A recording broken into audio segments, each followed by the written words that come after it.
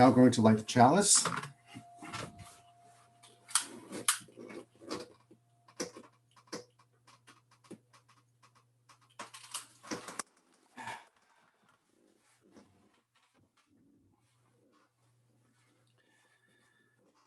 We gather this hour as people of faith with joys and sorrows, gifts and needs. We light this beacon of hope as a sign of our quest for truth and meaning in celebration of the life we share together. Good morning and happy Valentine's Day. Welcome to the Unitarian Universalist community of Cambria. We are glad you have joined us today. My name is Randy Schwalbe, and I am your worship associate this morning. I would like to extend a special welcome to today's guests and visitors. We're glad you joined us if you're out there this morning under these challenging circumstances. If you're not on our mailing list, please visit our website at www.uuccambria.org so that we can keep you informed about all of our activities. And please check out What's Happening, a weekly e-blast sent to all our members and friends. This is a great way to keep up with the latest news in our community. And a reminder, if you wish to see this or any of our past Zoom services again, recordings of these services can be found on the UUCC website and Facebook as well. Today, we have a special service for you brought to you as a gift from the Side with Love campaign of the Unitarian Universalist Association, given to the extended UU family across the country. Approximately 200 Pacific time zone congregations will be watching this service with us as well, including our sister congregation in SLO. Today's Side with Love Sunday culminates the 30 Days of Love celebration that began on Martin Luther King's birthday last month. This 50-minute video service will be brought to you in its entirety with a pause in the middle for us to share our own joys and concerns. After the service, we will come back live for the offering, announcements, and the benediction. So now sit back, relax, and enjoy Side with Love Sunday.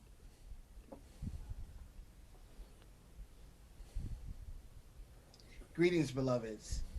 It is from a deep place of love and thankfulness that I welcome you to our 2021 Side with Love Sunday. This is our 12th annual Side with Love or Season of Love celebration. And without you, each of you choosing love over and over and over again, we would not be the faith tradition that we are, and we wouldn't be in this moment.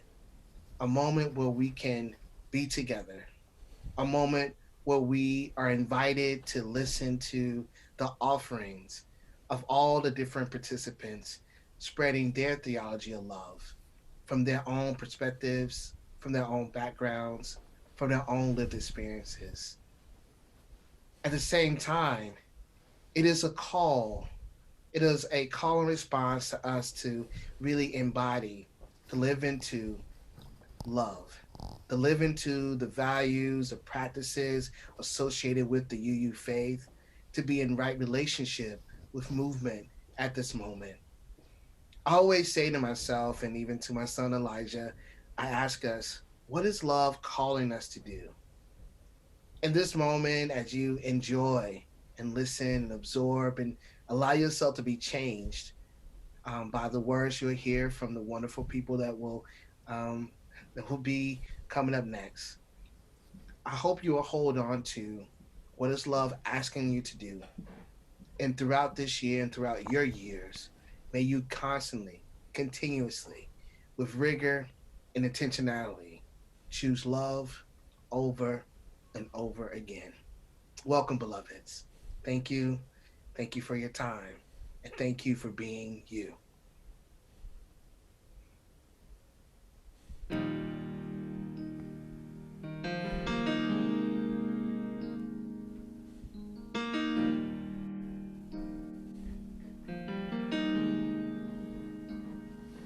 This is a holy moment.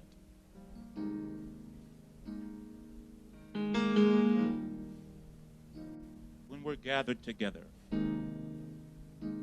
it is a special and unique moment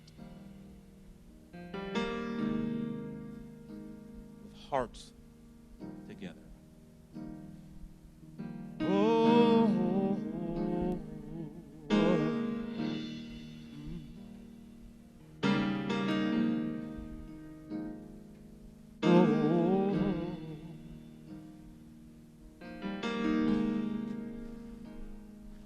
when our heart is in a holy place, when our heart is in a holy place,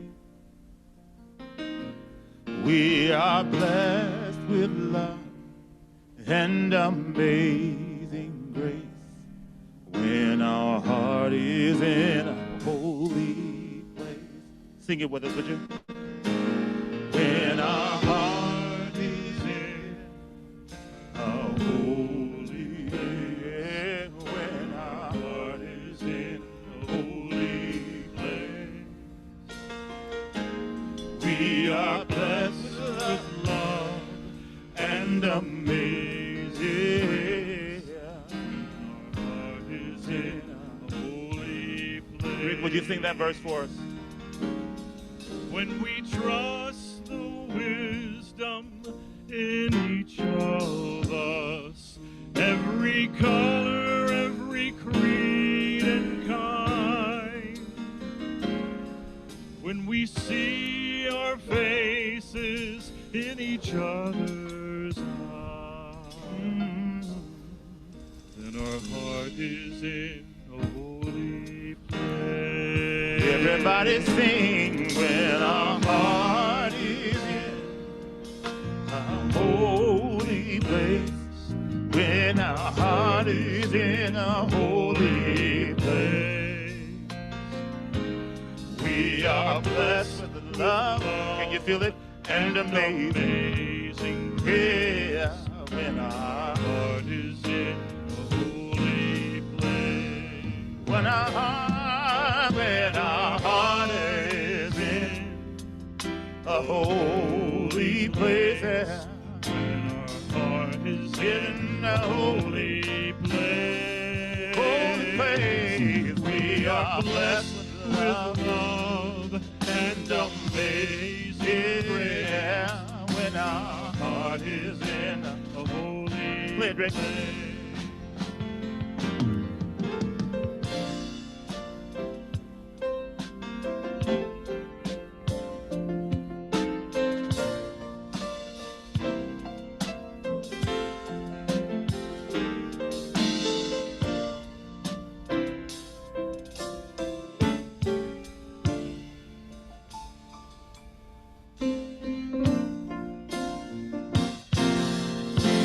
when our heart is in, when our heart is in a holy reach out and touch somebody if you can. When our heart is in a holy place. Let them know that your heart is with them.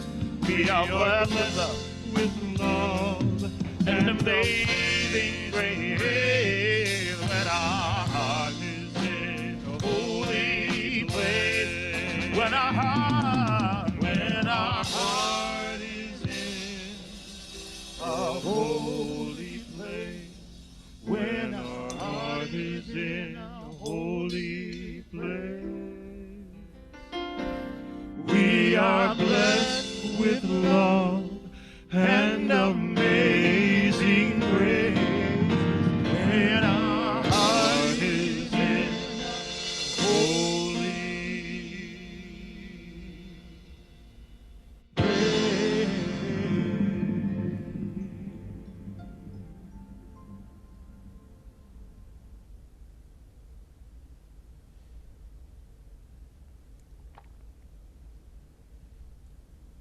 Love once, the fullest unfolding of every person. Love wants everyone to be free, to feel safe, to know joy. To me, love is an overflowing and unconditional love for the world and for creation and for one another. That spiritual foundation of love calls us to the policies and the practices that we need to sustain and nurture life, thriving life. Love means thinking about how we enact policies that make people's lives better. If we're talking about racial justice, love is acknowledging that there has been wrong, that there has been harm, and that whether you participated in it or not, you're benefiting from the inequitable results of that harm.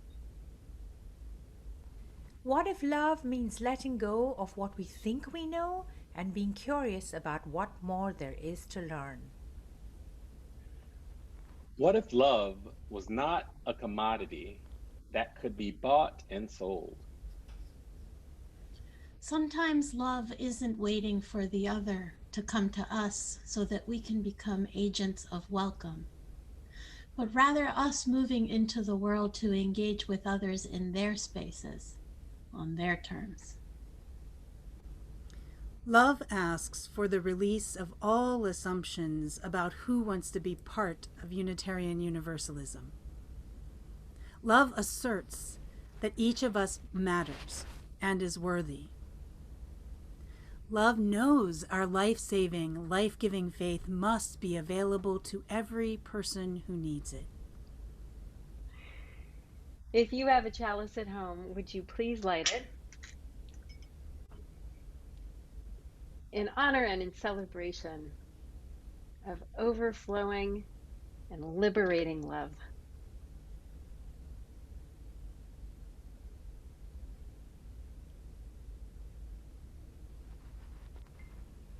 My name is Tuli, and I have a story for you. In a little bit, you are going to hear about how there came to be an agreement between some inhabitants of the earth. An agreement is sometimes called a promise or a contract or even a covenant. All these words mean similar things, that two or more people or animals or others have come together and agreed on something. And not necessarily two or more people. Sometimes we have to have an agreement within ourselves, with ourselves. And it can be hard to come to an agreement. Think of a time when this might have been for you. Perhaps you wanted to play Legos, but your friend did not. Perhaps you wanted to pretend play to be on a ship and your brother or sister wanted to read a book. Or maybe you witnessed someone doing something and you wanted to convince them to not do it. How did it work out? Did you have to give up what you were doing? Did the other person have to? It can be hard, right? Sometimes, even after we have reached an agreement and decided how to work or play together, it might not be carried out and more disagreement might arise. And we might feel very hurt and upset. Can you think of a time when that happened to you? Someone agreed to do something and then couldn't do it. Or you were promised something and then the promise was broken. How did that feel? We are all going to make mistakes and break promises, even though we might have tried very hard not to. What makes this even more complicated is that there might be another person who is hurt by what we decide or agree to. We might not even see them or know that they are being affected. As Unitarian Universalists, it's important for us to try again and again to come to new agreements and to understand how we were hurt or might have hurt someone else. We might even carry our hurt with us for a long time. And we might have to be open to hearing that we have caused hurt, even though we didn't mean to. But we can try to work hard to repair the damage that might have been done, either to us or by us. In fact, this is an obligation, something we have to try to do. Sometimes this can be tiring and take a really long time, and we might have to give up something or have the other person give up something. We can make new agreements and begin anew. As you listen to what's coming up, think about what each of the creatures had to do to come to this new agreement. The Agreement by Barry Lopez. One time, before there were any people walking around this valley, there were bear people. There were also salmon people. The bear people had an agreement with the salmon people. The salmon would come upriver every fall, and the bear would acknowledge this and take what they needed. This is the way it was with everything. Everyone lived by certain agreements and courtesies. But the salmon people and the bear people had no agreement with the river. It had been overlooked. No one thought it was even necessary. Well, it was. One fall, the river pulled itself back into the shore trees and wouldn't let the salmon enter from the ocean.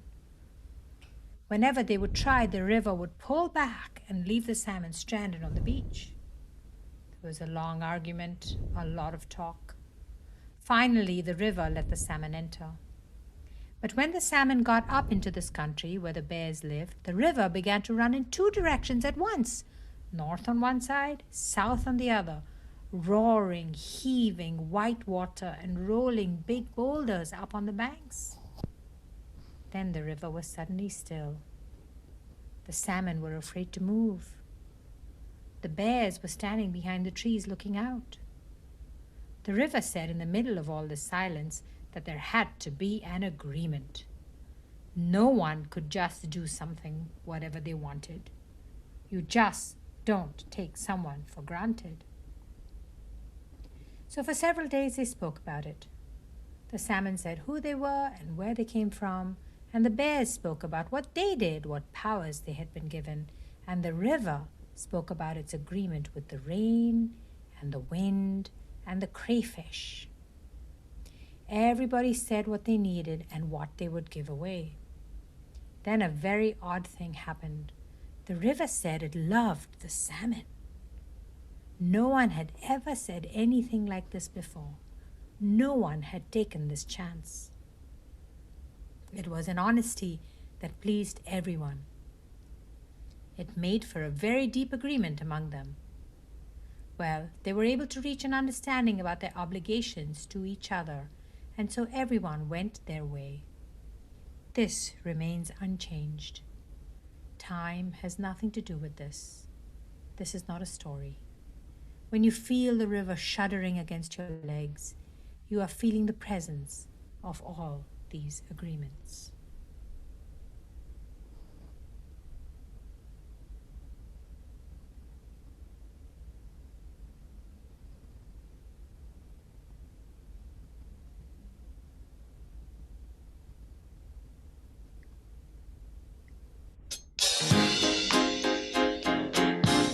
All right, everybody. Please rise and body your spirit as you're able. It's time for the love train. Everybody, put your hands together. Or just move from side to side as you're able. Yeah, it's all in love.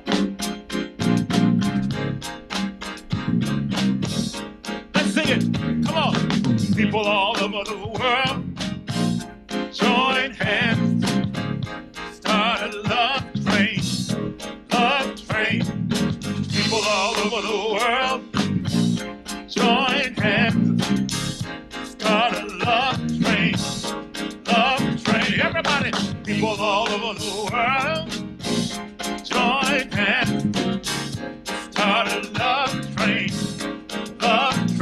Yeah, people all over the world, join hands, start a love train. Come on, Matt, love train. Everybody, people all over the world, put your hands, come on.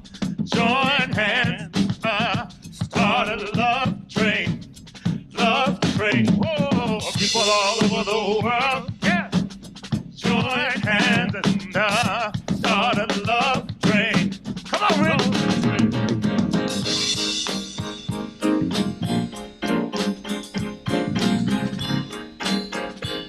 Yes, sir.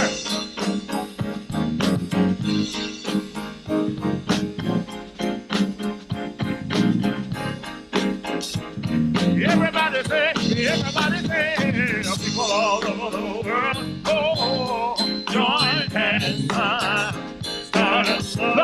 over the world. Love train. People all over the world. Join hands now. Start a love train. One more time. People all over. People all over the world. Join hands. Start a love train. Love train. People all over the world. Join hands.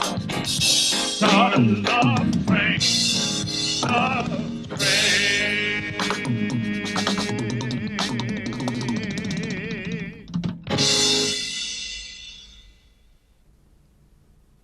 My name is Laura Conkle, and you may use they, them pronouns to refer to me.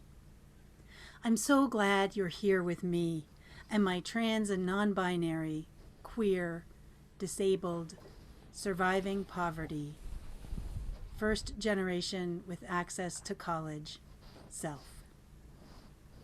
Welcome, dear ones. Welcome, welcome, welcome. We are here, yes. And there's so much that fractures our we.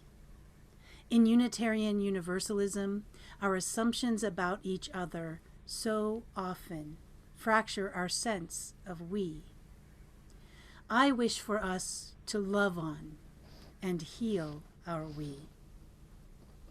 And so, I want to talk to all of my disabled UU siblings, my trans and non-binary UU siblings, and my UU siblings who are surviving poverty. My world makes so much more sense when I'm with y'all. The gaslighting and rejection and weirdness of the great wide world, and yes, of many Unitarian Universalist gatherings, can lessen and become background noise to our vibrant, honest, and passionate conversations. When we're together, I can slow down and relax. I can work with y'all to make sure more folks are included. And that means me too. I want you to know how much I love your ways of being. I love your being. I love how you use your imagination to discover and create ways to survive. And I wish with all my heart and soul you didn't have to.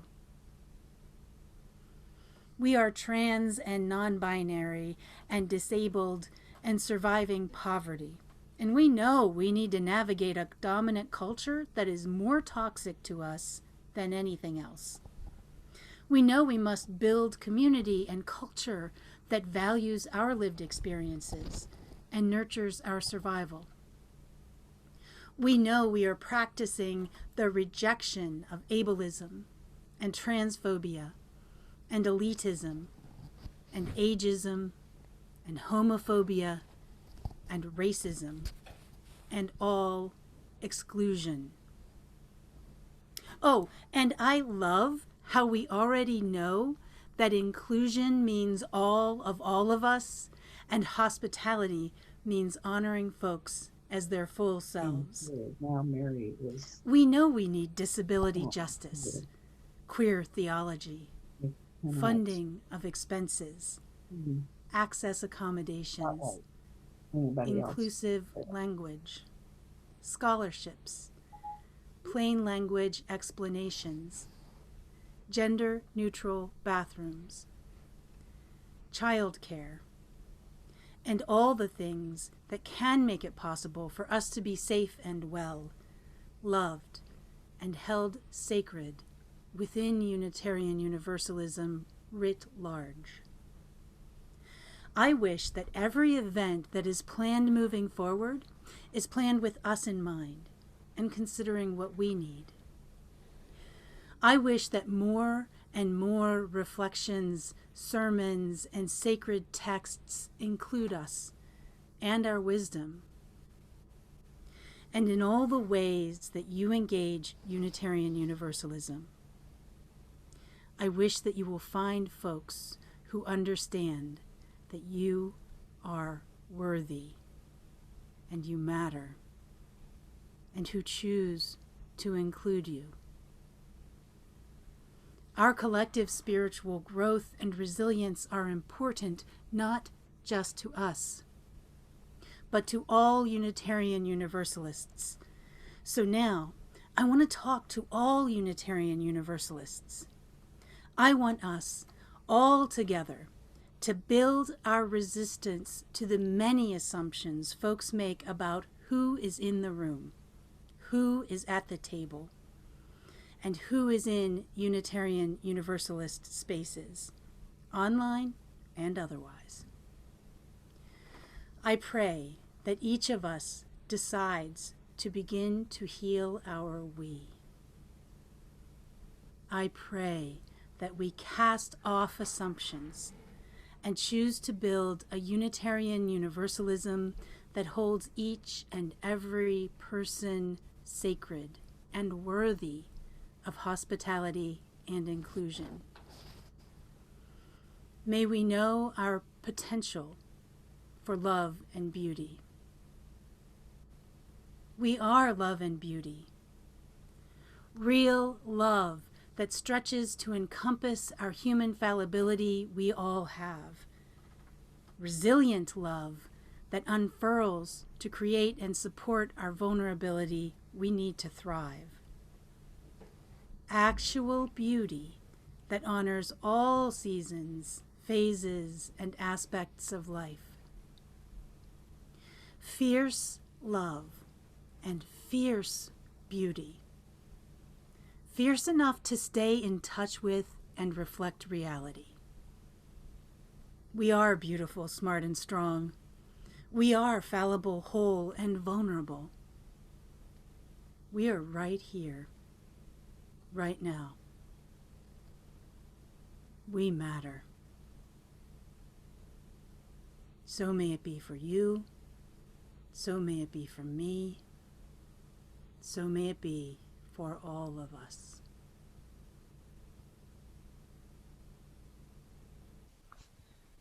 I love me a good anti-racism workshop. From the very first one that I led back in 1994, back then we used to call them diversity sessions, I got hooked. I found it was so powerful, so exciting to help a group of people engage in conversations about their social location, their commitment to change, their desire for justice. It was really, really amazing, and an early formational experience that led me down this vocational path. It's also true that it wasn't until I came to Unitarian Universalism that I found my true home in doing this work. Because before that, I used to do this work in academia and in nonprofit spaces, and it was much more of a brainy, heady thing. It was about the ideas and the sociology, which of course is very important and it's central to the work. But once I discovered the possibility of having these conversations as faith formation, everything shifted for me.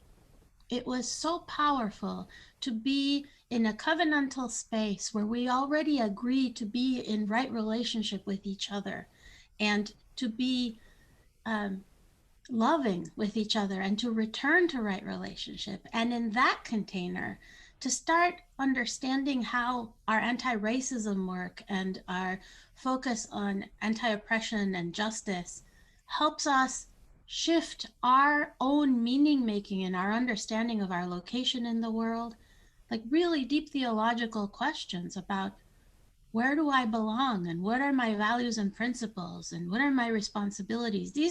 These questions engaged in a faith context are completely different. It's a complete game changer, and I really appreciated that. Now, it's true that I really enjoy designing a good workshop, having an arc, knowing what's going to happen, planning for things, and then having them occur the way that I planned. I mean, that's very satisfying. Yes, as a facilitator, it is one of my favorite things. And I am discovering that the most powerful learning actually occurs when we go off the agenda. When we go off the agenda, it's usually because something has happened in the room and we need to attend to something that shifted. So It could be that someone says something that's like a microaggression. It could be that the learning in the room requires us to pivot. The questions that are coming up are not following the original plan. But ultimately, what's exciting about that is that we are responding to the embodied learned experience in that moment. We are responding to the people in the room and to the actual moment. That's something that Elandria taught me, and I want to lift E's name up. I miss you, Elandria. Embodied learning and focusing on how we do it and why we do it in the moment makes all the difference. It's praxis. It's different than just this theoretical understanding of the concepts of racism and race and white supremacy culture and all this other stuff. It's also true that when we interrupt the process and we attend to what's happening in the room, it's important to center the person who may have been harmed. And usually the person who has been harmed is a person with a marginalized identity. And that is valuable to remember as a principle in our work. We center the folks who have the lived experience and who in the moment have something to offer through their experience and through the moment. Doesn't mean that we put people of color and people with marginalized identities on pedestals as educators and experts. It means that we respond in the moment to what's happening. We use the holy muscle of interruption to trust that being with each other in real time is the most important learning. Understanding how power is playing in the room in that moment is one of the most important ways that we can actually decenter the traditional ways of doing things. Because otherwise, in our own educational settings, we still have white supremacy culture dominating and running us. And that's what we are trying to decenter. So I lift up a prayer for all of you who are engaged in this important work of keeping it real, of keeping connected to each other and saying what's true in the moment. May we continue to strengthen that muscle. May we continue to trust that truth-telling and speaking truth to power is one of the ways that we do this liberation work. May it be so, and amen.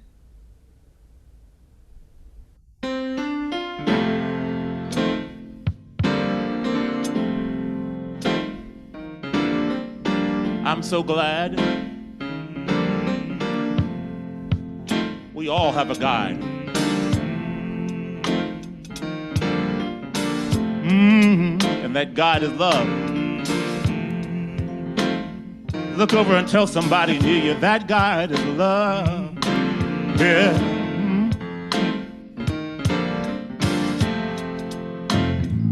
Love will guide us. Peace hath tried us. Hope inside us will lead the way on the road from grief to giving. Love will guide us through the hard. If you cannot sing like angels, if you cannot sing like angels, if you cannot speak before thousands, you can give from, from deep within you. You can change the world with your love. Love will guide us. Love will guide us. Peace hath tried us. Hope inside us. Hope inside us. We'll lead the way on the road from grief to giving. Love will guide us. I just want you to moment right now. Come on, everybody, come on.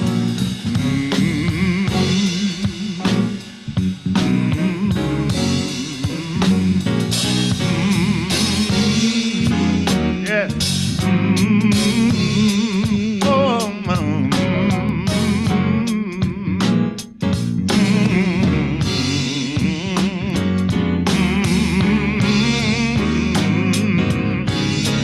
Love will guide us. Love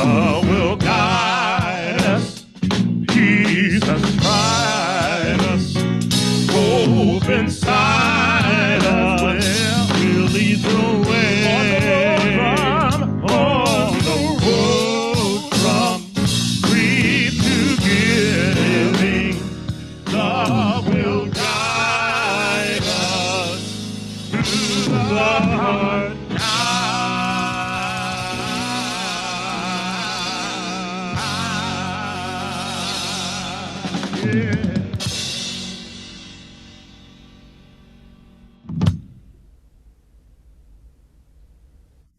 In every moment, even if it doesn't feel like it, life is giving us an invitation. I really believe that. I really believe that in every moment, life is giving us an invitation to do the things that are the most loving and life affirming. And that doing the loving and life affirming thing is always the answer when you don't know what to do or if you're feeling unsure. There's always a moment of invitation to rethink or reevaluate. We're being invited into this cosmic dance of renewal and joy and justice. But you have to make the justice. It doesn't just show up without our participation or our effort.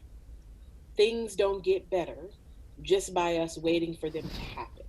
We all have to engage in the better making from wherever we are, and each moment presents an invitation for us to do that.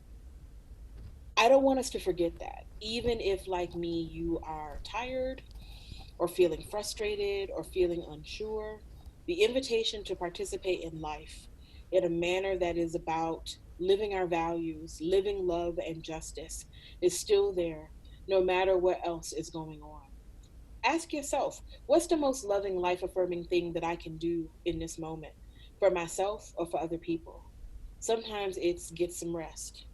Sometimes it's apologize for something you've done. Sometimes it's reconsider how you're using your money or other resources in the broader world.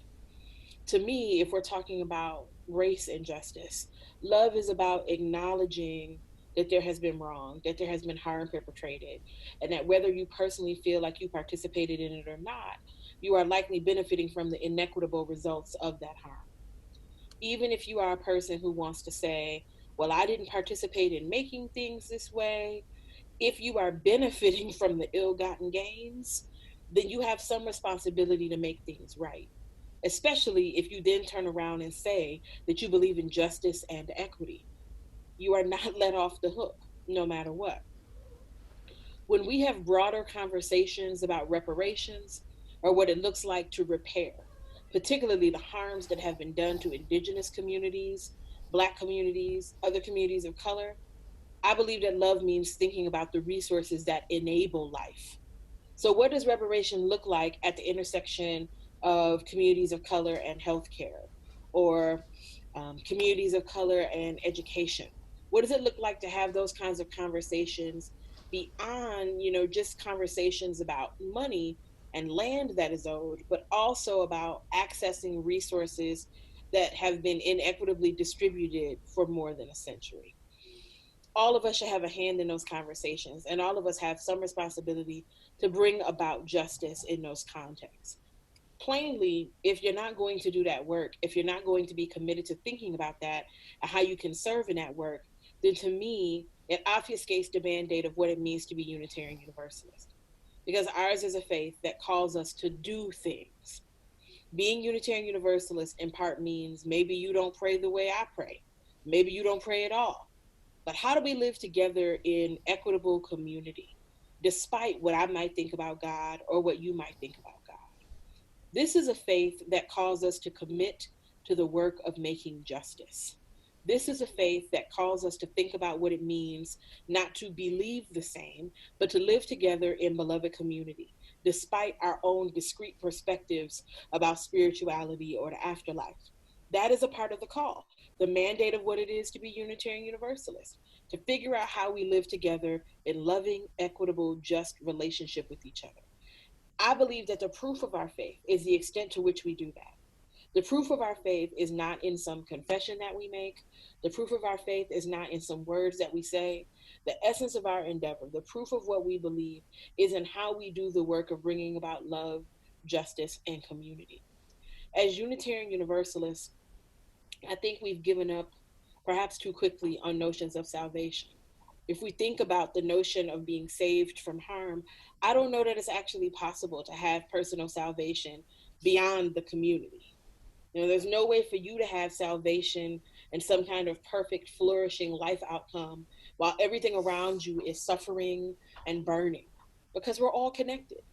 We are. If COVID hasn't reaffirmed in your mind that we're all connected, I really don't know what to tell you. Here we are right now, suffering through a global pandemic together.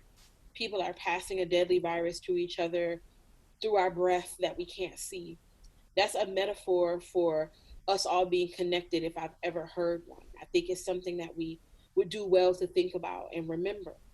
Our salvation is intimately tied up in each other's ability to see other people as worthwhile, all human beings as valuable and possessing dignity, all life as having value and possessing dignity. Now, that's not the same as liking me. This is not, I need you to like me.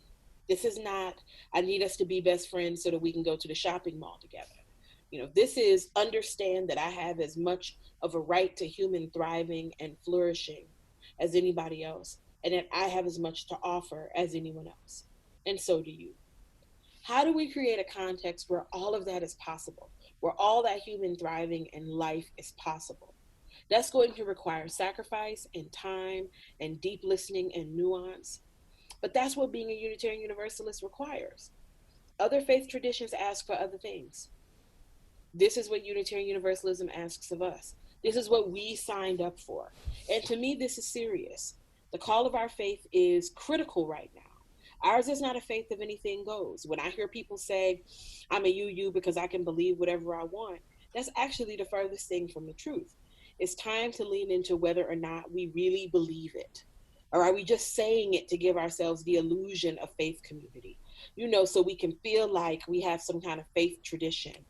Do we really believe in the values of our faith enough to enact them in the larger world in a manner that is bold and clear and unequivocal? People need to know, especially in this moment, what our commitments are. And if we're going to say that we are a faith that is committed to justice, equity, and compassion in human relations, we have to actually do that. It's not just about saying the thing, we have to do the thing. Frankly, I'd feel better if we did less saying and more doing. I need us to have the collective maturity now to do what it is our faith asks us to do. Amen. Amen. Ashe. Love is asking something of us, and Unitarian Universalism is demanding something of us. It can be a lot to take the thoughts that are moving through our mind and to let them trickle down and integrate into our hearts, into our spirits. Let's go there now. Our worship service is shifting into a time of devotion and contemplation, where we can be alone with ourselves, with the breath, and with that which is larger than us.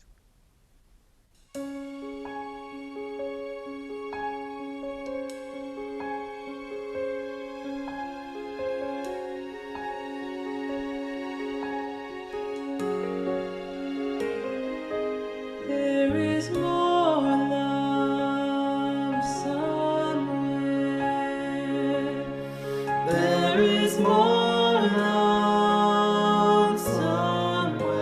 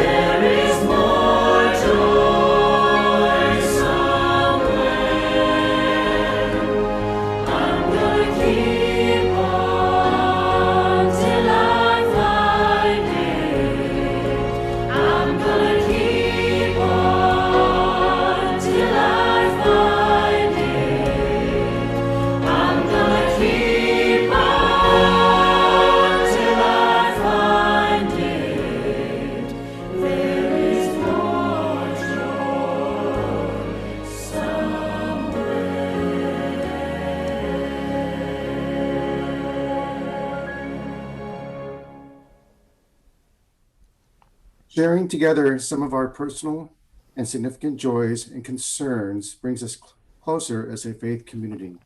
We invite you to share the milestones that are deeply felt as part of your personal life, but please be mindful and considerate of all who come to worship with us this morning.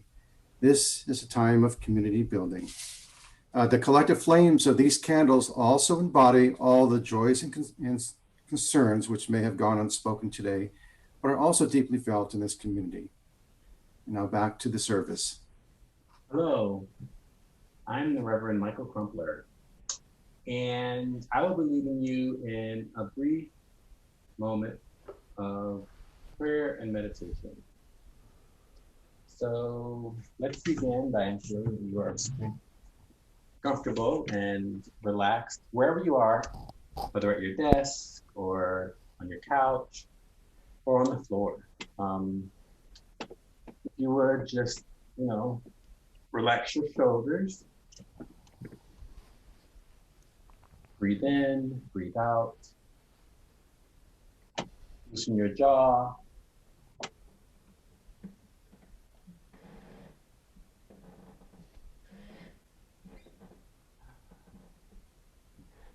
Close your eyes.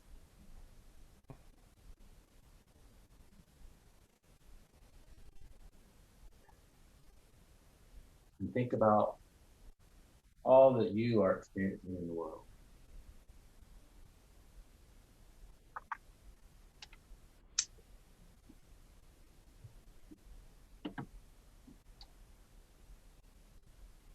Think about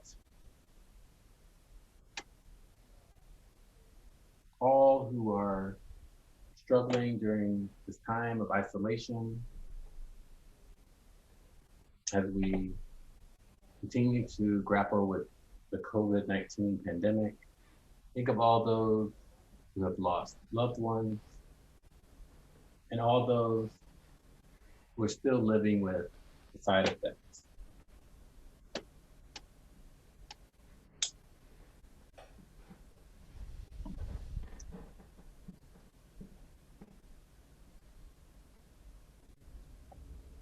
Think of those who are still traumatized by the events of January 6th.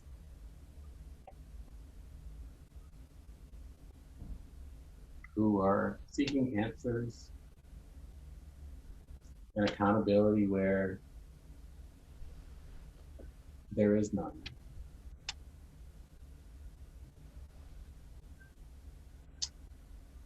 Think about this new day. Hold the great anxiety that we all have with the joy of accomplishment of those who worked so hard around the country to ensure that our votes were counted.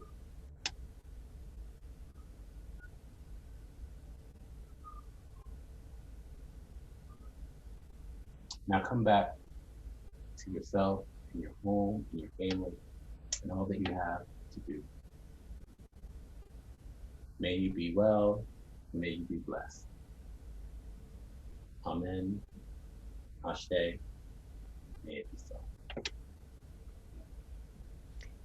As you extinguish your chalice at home, may we give thanks for this time together, for the wisdom and inspiration that we've received. May we carry that wisdom into our lives and into our communities. May you find untapped sources of strength and courage and discover in yourself a new fire that burns in your belly and keeps you going. May the presence of Spirit be proximate, cooling, and reassuring to you when you are overheated. May we all together choose to build a Unitarian Universalism that holds each and every person sacred and worthy of hospitality and inclusion. May you be well. Beloveds, as we leave this sacred time together, let us remember to praise this gift of life, to be attentive to its wonder and its beauty. May we kindle more love, more joy, and more song into our hearts and into our days. May we be led out in peace, and may we give back love.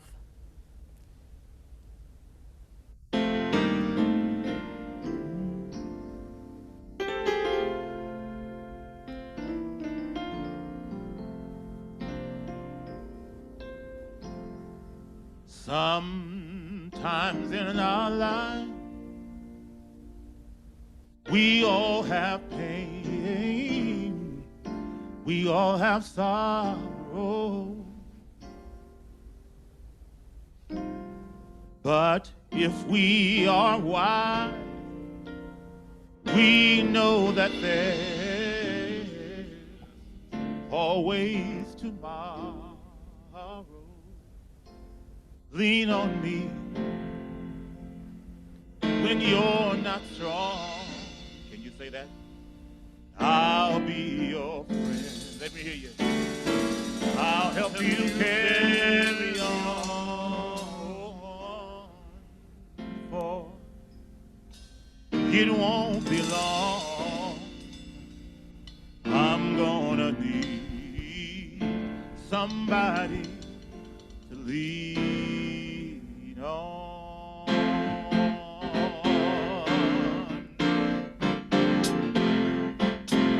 Lean on me. Lean on me when you're not strong.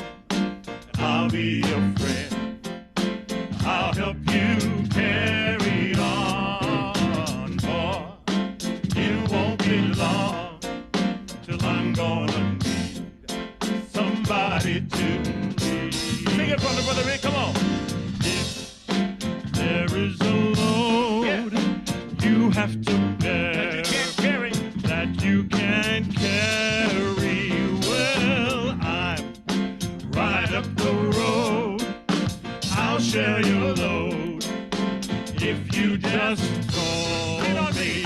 Lean on me, yeah. Everybody. When you're not strong, I'll be your friend. I'll be your friend. Yeah, I'll help you carry on. For it won't be long till I'm gonna need somebody to lean on. All right, you just call. You just call on me, brother, when you need a hand. Yeah, we all need somebody to lean on. I just might have a problem. I might have a problem that you'll understand. We all need somebody to lean. Lean on me. Lean on me. When you're not strong, yeah, I'll be your friend. I'll help you carry on. Oh, it won't be long till I'm gonna need somebody to. All right, you just call on me, sister. You just call on me, sister. And you be a hand. We all need somebody to lead. I just might have a problem. I might have a problem that you'll understand. We all need somebody to lead. Lean on me, yeah. When you're not strong, yeah, and I'll be your friend. Everybody sing, I'll help you carry on. For it won't be long, I'm gonna need somebody to lean on.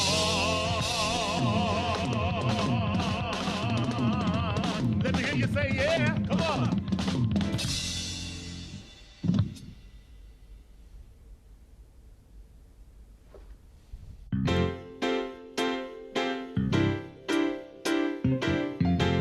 Many of you recognize it already. It is truly all we need. I want you to sing it with us. Come on. All you need is love. Yeah. All you need is love. All you need is love. Love. Love is all you need. Everybody sing. All you need it, Rick. All you need is love. All you need is love. Love. Love is all you need. Love, love, love. Love, love, love. Love, love, love. Everybody say love, love, love. Love, love, love. Love, love. Put your hands together. All you need is love. Yeah. All you need is love. All you need is love. Love, love, love. Love is all you need. All you need is love. All you need is love. Do it, Rick. All you need is love, love. Yeah. Love is all you need. Love, love, love. Love, love, love. I see you moving. Come on. Normally at this time, we receive offerings from our congregants. However, due to the virtual format of the service, we invite you to make your offering in one of the methods shown on the slideshow here. These methods are posted in the newsletter and on the UUCC website. Please keep in mind that our congregation is entirely self-governed by the democratic process. One of the privileges of our free church tradition is to provide all of the financial support for our many ministries from among ourselves. Generosity, therefore, is one of the spiritual values we recognize as central to our personal and our institutional well-being. You are invited to participate in the blessing of giving by sending us an offering. Thank you. Take two.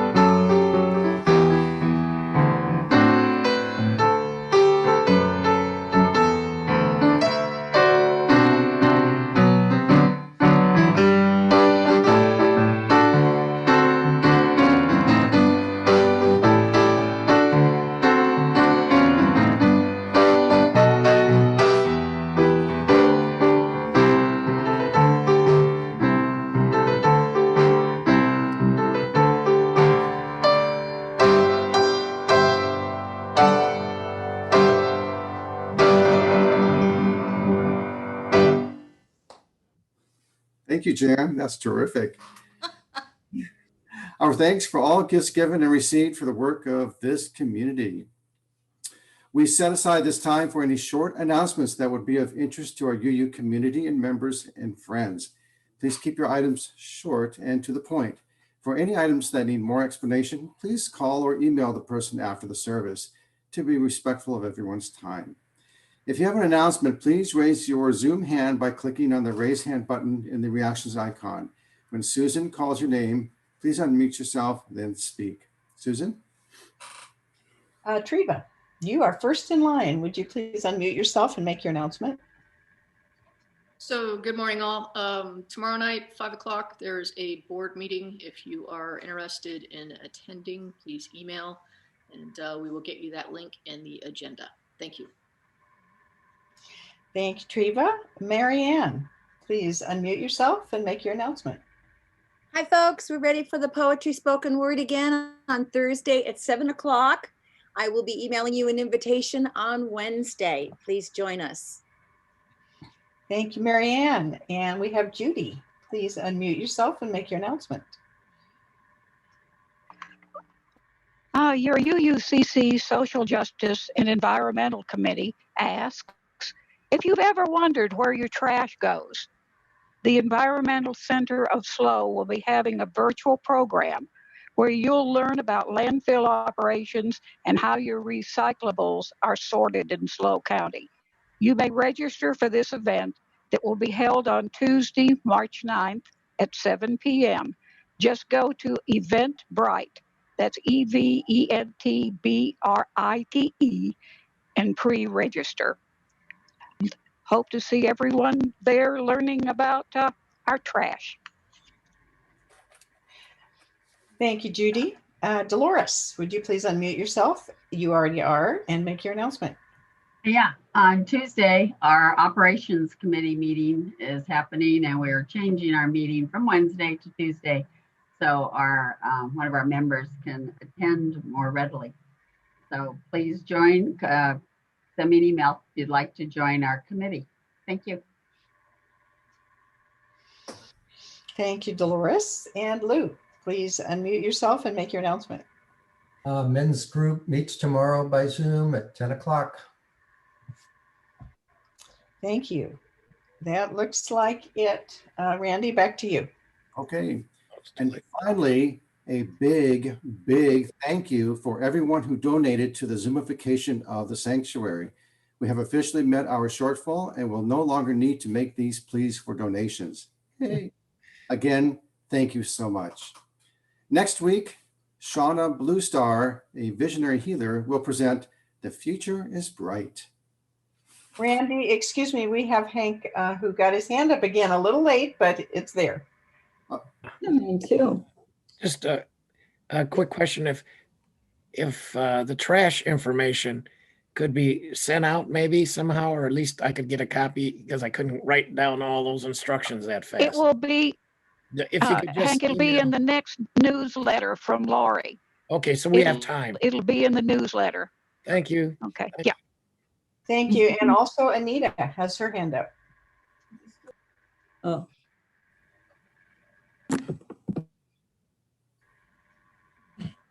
Hey. Can you see me? Yes. Oh, great.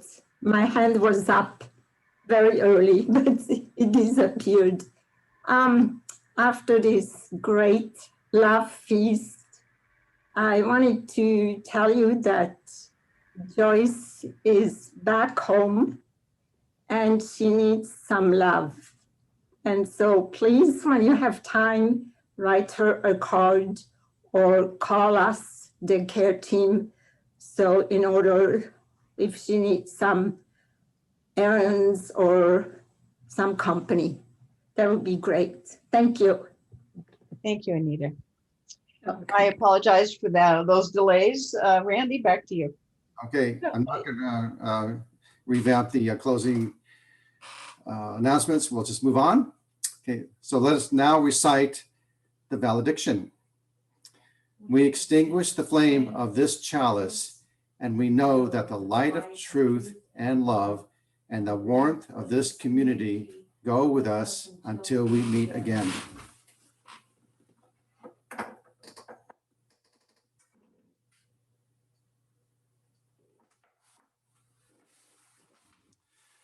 After the benediction, please click on the gallery view button in the upper right corner of your screen, and please remain muted. Susan will call on you when you raise your Zoom hand. As we leave the service to enjoy the remainder of Valentine's Day, imagine that every person you encounter has just given you a heartfelt Valentine's Day card, expressing his or her love for you, for just being who you are. Then try that again tomorrow when you wake up, and then every day after for the rest of your days. Imagine a world waking up every morning on the side of love.